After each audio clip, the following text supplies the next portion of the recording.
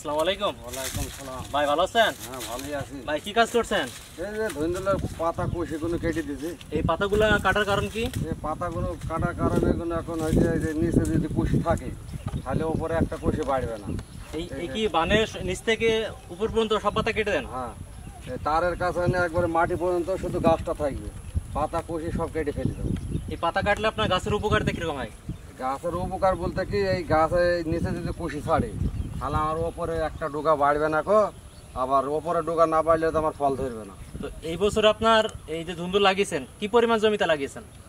এটা হচ্ছে 10 কাঠা হয়ে লাগিয়েছি ধইন্দুল। আমি প্রতিবার লাগাই 10 কাঠা 1 বিঘে করে, প্রতিবারই লাগাই।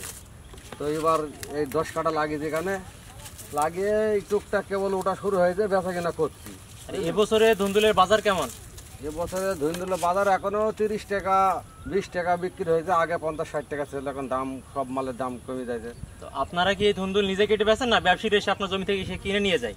এটা আমি নিজেই কেটে বেছি ধইন্দুলটা। আমি নিজে তৈরি করি, নিজেই বেছি।